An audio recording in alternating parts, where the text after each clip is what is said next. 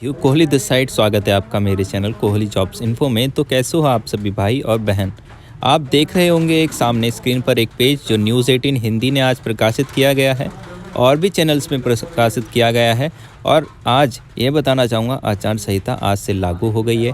ये कब से कब तक रहती है, ये शुरुआत से अंत तक, चुनाव जब तक पूरा नहीं हो जाता जब तक रहती है। आज मैं वीडियो इस माध्यम से इसलिए आया हूँ क्योंकि आज बहुत ही यूपी में बहुत ही घमासान बारिश हो रही है, जिसके लिए मेरे पास एक ही उपाय था कि आपको इस दौरान वीडियो लाऊं और जल्द से जल्द आपको खबर सुनाऊं और ज़्यादा से ज़्यादा जानकारी आपके सामने लाऊं। और कुछ क्वेश्चंस मैं आज से पढ़ के बताऊंगा जो कि आपके लिए जीएस के लिए महत्वपूर्ण होंगे। कहीं लोग नहीं जानते होंगे उसके बारे में, तो वो जान जाएंगे। और एग्ज़ाम में भी क्वेश्चन पूछे जाते हैं आचार संहिता को लेकर, तो वो आपके लिए बहुत फ़ायदेमंद होगा। पढ़ता हूँ। यूपी 2022 चुनावी बिगुल बज चुका है। कब से चुनाव होने हैं? ये चुनाव होने हैं 10 फरवरी से 7 मार्च के बीच में तक ये चुनाव होंगे और इसका रिज़ल्ट उसके 3 दिन बाद यानी कि 10 मार्च को हो जाएगा। अब एक नज़र में ये चुनाव 5 चरणों में होना है।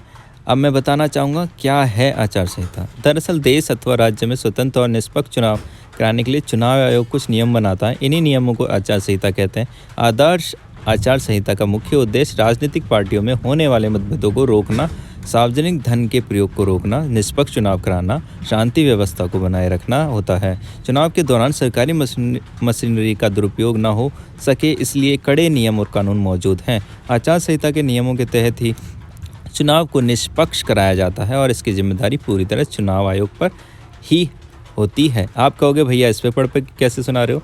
देखिए, कुछ लोगों की आवाज़ सुनकर आपको कुछ टॉपिक क्लियर होता है, अपने आप पढ़ने से हम बोर हो जाते हैं।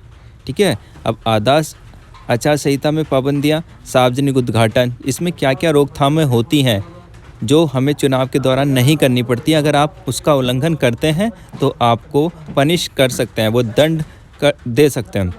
पहला, सार्वजनिक उद्घाटन। आप सार्वजनिक कोई सा भी चीज़ का उद्घाटन नहीं कर सकते हैं। अगर किसी चीज़ का करते हो तो उसकी परमिशन आप सीधा लोगे।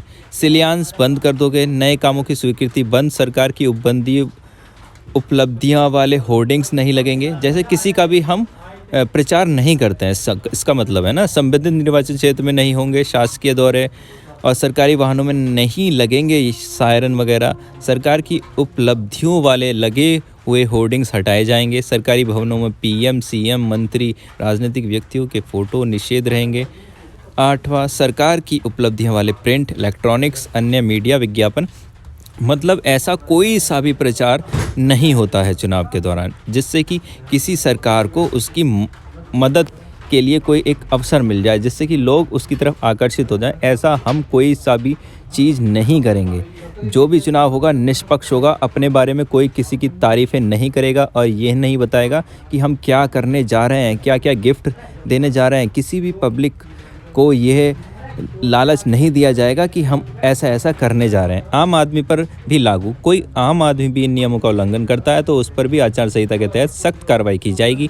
इसका आशय यह है कि अगर आप अपने नेता के प्रचार में लगे हैं तब भी इसका नियमों को लेकर जागरूक रहना होगा। अगर कोई राजनीतिक आपको इन नियमों के इतर काम करने के लिए कहता है तो आप उसे आचार संहिता के बारे में बताकर ऐसा करने से मना कर सकते हैं।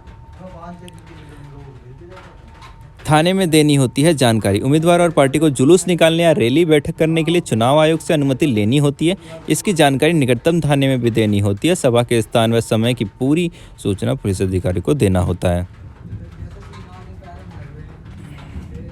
शराब या पैसे देने की मनाही। किसी की अनुमति के बिना उसकी दीवार या भूमि का उपयोग नहीं किया जा सकता। मतदान के दिन मतदान केंद्र में 100 मीटर के दायरे में चुनाव प्रचार पर रोक और मतदान से एक दिन पहले किसी भी बैठक पर रोक लग जाती है। पूरी चुनावी प्रक्रिया के दौरान कोई सरकारी भर्ती नहीं की जाएगी। चुनाव के दौरान यह माना जाता है कि कई बार कैंडिडेट शराब वितरण करते हैं। देखा, चुनाव के दौरान कोई भी भर्ती नहीं होगी, इसलिए कैंडिडेट द्वारा वोटर्स को शराब का वितरण आचरण में एकदम मना है।